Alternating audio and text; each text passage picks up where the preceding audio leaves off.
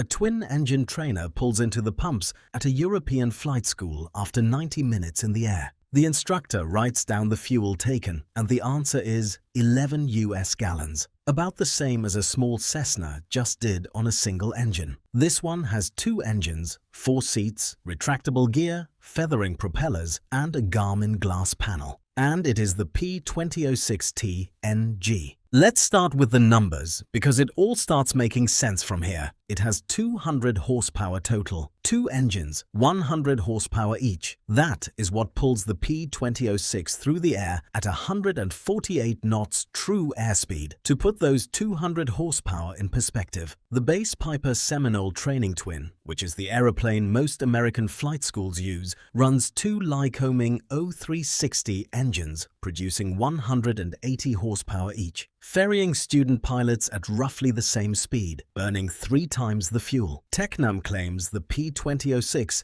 is the most fuel-efficient twin-engine aircraft in the world. That claim is Tecnam's, not an independently established fact. But the underlying numbers are what everyone points at. At economy cruise, each Rotax burns about 11 liters per hour, which is less than 3 gallons per side. The whole aeroplane, both engines running, sits somewhere around 7.5 US gallons per hour in typical cruise. A Seminole in the same mission profile burns 20, which means for the price of 1 Seminole flight lesson in fuel, the Tecnam can fly 3. And that ratio is exactly why hundreds of flight schools around the world have already bought one. To understand the case for this aeroplane, you have to understand what was wrong with the alternatives. For the last 50 years, if you wanted to get a multi-engine pilot rating in America or Europe, you flew either a Piper Seminole, a Beechcraft Duchess, or a Piper Twin Comanche. All designs from the 1970s, all with 2 big Lycoming or Continental engines up front, all drinking through 18 to 22 gallons an hour of leaded aviation gasoline. All bought used by flight schools because the new price of a Garmin-equipped Seminole today can exceed $750,000, and the running cost per hour lands somewhere north of $200 just in fuel and reserves. The problem was that multi-engine training is required by regulators, but it is also brutally expensive to deliver. Every commercial pilot needs it. Every airline transport pilot needs it. So flight schools were charging students the earth to cover the fuel and maintenance bill on these old thirsty twins. Someone had to build a light twin that flew like a twin, trained like a twin, and cost like a single. Enter one particular Italian engineer in a workshop near Naples who had been watching Rotax slowly turn into a serious aircraft engine manufacturer. The engineer was Professor Luigi Pascale. Along with his brother Giovanni, Luigi had been designing aeroplanes in Italy since the late 1940s. Their first complete aircraft, the P-48 Astora, flew in 1951 from a small workshop in Naples. In 1957, the brothers founded Partenavia, which went on to build one of Italy's most successful light aircraft, the P-68 Twin. When Partenavia was later sold, the Pascales founded Costruzioni Aeronautiche Tecnam in 1986 in Capua, a small city north of Naples. Every Tecnam aircraft designation still starts with the letter P for Pascale. By the mid-2000s, Luigi Pascale had been thinking about a fuel-efficient trainer twin for a decade. He said publicly that the power-to-weight ratio and engine reliability required to build one had not existed in the 1970s. By the 2000s, they finally did. The Rotax 912, an Austrian 4-cylinder engine originally designed for microlights, had proven itself in tens of thousands of hours of European light sport service and could be certified to full aircraft standards. Pascal designed the P2006T around a pair of them. The prototype first flew on the 13th of September 2007. EASA type certification followed in 2009. FAA Part 23 certification in 2010. The power plants that made the whole aeroplane possible are Rotax 912 IC3 units, each producing 100 horsepower. 4 cylinders, 1.4 liters of displacement. That is smaller than the engine in a Toyota Yaris. Liquid-cooled cylinder heads, air-cooled barrels, electronic fuel injection, and automatic mixture management. The pilot never touches a mixture lever. The engine's electronic brain manages it, which, in a training twin, is a genuine workload reduction, because student pilots have enough to think about already. These engines run on either standard 100 low-lead aviation gasoline or on 92-octane unleaded automotive fuel. That MOGAS capability alone is worth thousands of dollars a year in fuel costs at any European or American airport that sells it. Compare that with the older Seminole's Lycoming 0360s, which are technically 80-year-old carbureted engine designs still using leaded aviation gasoline at $8 a gallon. Two Rotax 912s together weigh less than one Lycoming 0360, sit lower in the nacelle, vibrate less, cost less to overhaul, and, most importantly for the Pascal sums, burn less than half the fuel. The whole aeroplane was designed around the smallest engines that would deliver the mission, not the biggest engines the airframe could carry. Bolt those two engines to a shoulder wing all-metal airframe with retractable gear, and the following comes out. Maximum cruise speed 148 knots, true airspeed. Range 930 nautical miles, roughly the distance from London to Prague or from New York to Detroit and back. Useful load 904 pounds, meaning the aeroplane can lift 4 adults, some baggage, and enough fuel to be genuinely useful. Service ceiling 14,000 feet. Takeoff distance to clear a 50-foot obstacle 1,368 feet, which is shorter than the runway at most rural airfields. Read those numbers next to the Seminole. The Seminole cruises at about 160 knots on 360 horsepower, burning 20 gallons an hour. The Tecnam cruises at 148 on 200 horsepower, burning 7.5. The Seminole gets you there 12 knots faster on nearly triple the fuel. On any cross-country of more than about 300 nautical miles, the Tecnam is home first because you never had to land and refuel. This is the arithmetic that makes the Pascale design win the argument, and every calculation was made possible by two design decisions that go beyond just picking small engines. The undercarriage folds neatly into the fuselage, which does two things. First, it drops the drag on the airframe by roughly a third once the wheels are tucked away, and that is where a lot of the cruise speed number comes from. Second, and just as important, it makes the aeroplane count as complex aircraft for the purposes of training. A student who logs hours in the P2006T is logging retractable gear time. Add the constant speed propellers and it becomes complex time in a more formal sense. Add the second engine and it becomes multi-engine time. 3 certification boxes ticked in the same flight on the same aeroplane. The propellers are not just constant speed, they are also full feathering, which needs an explanation because it is genuinely the safety-critical feature that separates a good twin from a dangerous one. When an engine fails on a light twin, the propeller does not just stop spinning. It keeps windmilling, driven backwards by the airflow, and it acts like a massive brake bolted to the front of the dead engine. The drag from a windmilling propeller on a 100 horsepower engine can be as much as 50% of what a running engine on the other side is producing, which means your remaining working engine is fighting the dead one. A feathering propeller solves that by rotating each blade edge-on into the airflow. The blades stop turning, the drag drops close to zero, and the remaining engine can actually pull the aeroplane rather than just wrestling the dead one. Every serious light twin needs this, and Pascale specified it as standard. Now for the honest bit, because the sales brochure will tell you 2 engines are safer than one, and in most respects they are, but not automatically. When you lose an engine in the P2006T, you lose 50% of your power, so 160 horsepower left. Trying to hold up an aeroplane that weighs 2,800 pounds. That is not a lot of margin. The single-engine climb rate is modest, particularly on a hot day at altitude with the aircraft loaded to maximum takeoff weight. In some conditions, you will not be climbing at all. You will be looking for the nearest runway at gentle cruise altitude, working the rudder to keep the aeroplane straight because a dead engine on one wing pulls the whole aeroplane sideways. Every light twin with modest single-engine climb has this issue, from the P2006T to the Diamond DA42. It is why multi-engine training is required to be brutally realistic about engine failures at takeoff, engine failures in cruise, and engine failures in the circuit. 2 engines still beat 1 engine because at cruise altitude, on a normal day, you can fly the aeroplane home on 1 engine to a proper runway. But there is a version of this story where the pilot thinks 2 engines automatically means take off and forget about it, and that pilot ends up in the accident report. Pascal's design does not pretend otherwise. It just makes the training itself cheaper to deliver, so instructors can drill the drills the number of times the drills actually need to be drilled. 300 changes later,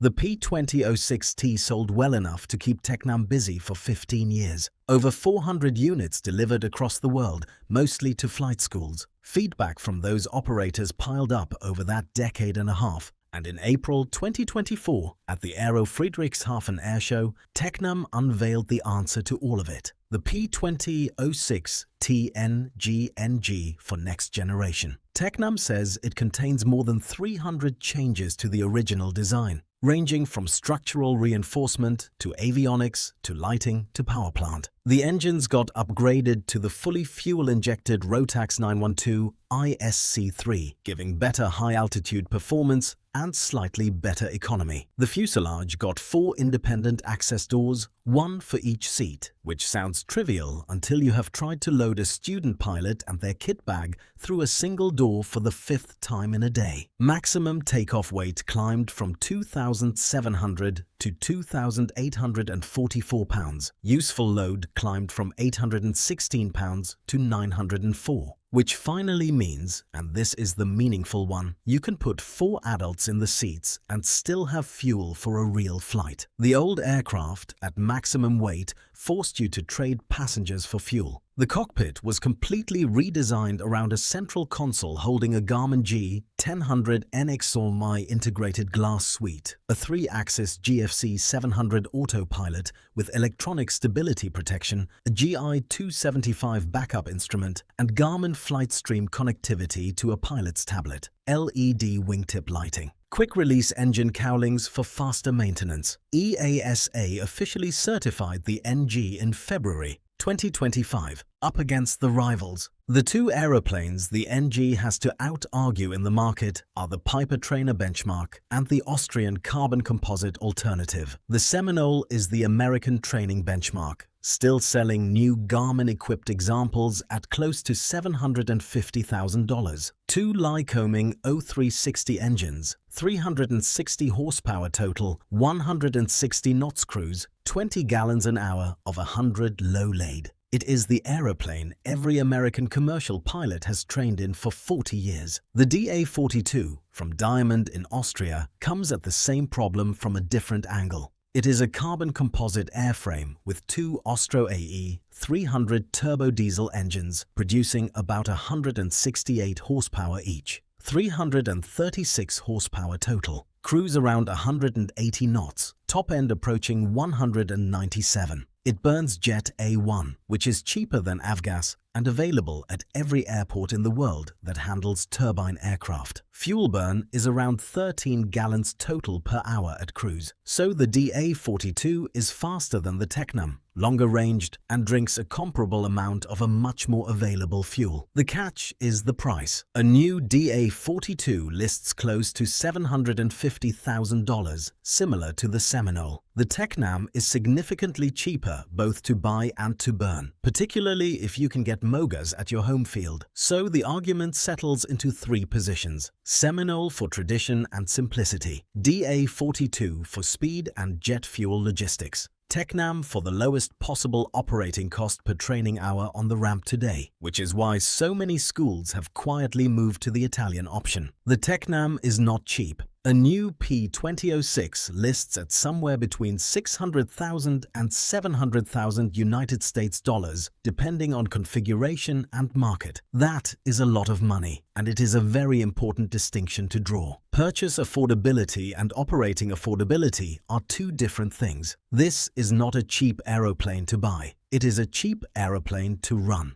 The 148-knot top cruise is not extraordinary for a light twin. The DA-42 is faster. The Seminole is a little faster. What is extraordinary is getting that speed on so little fuel out of so little total horsepower in an aeroplane simple enough for flight schools to maintain. The 4 seats are real, but the ability to fill every seat with an adult, load luggage and still fuel to maximum range is not automatic. That is the useful load discussion, and it is why the NG's 90-pound payload bump matters. The single-engine climb performance, as covered earlier, is modest and requires respect. There is no autopilot recovery from an engine failure on takeoff. And, for American operators, the aeroplane is not yet legally flyable in the United States. Tecnam launched the NG into the US and Canadian market on the 19th of January 2026. FAA certification is expected in the 4th quarter of 2026. First deliveries begin in the 1st quarter of 2027.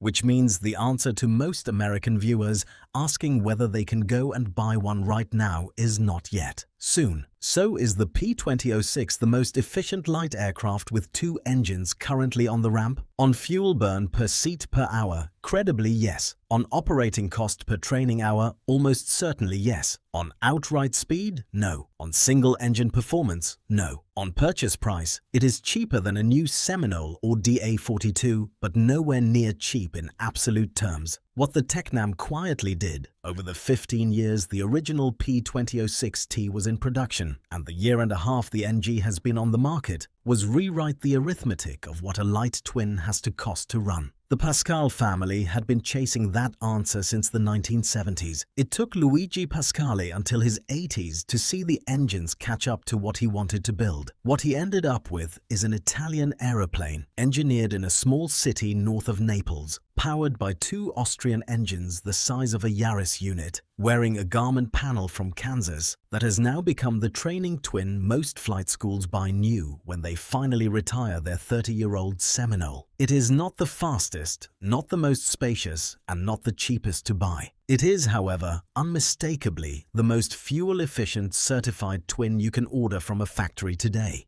And it turns out that in the training twin market, that is the number that actually mattered all along. If category-bending Italian aircraft got your attention, go watch our deep dive on the Black Shape Prime, the fighter-shaped ultralight built up the road in Puglia. Same country, opposite mission. Would you train in a Tecnam if your school offered one? Subscribe for more.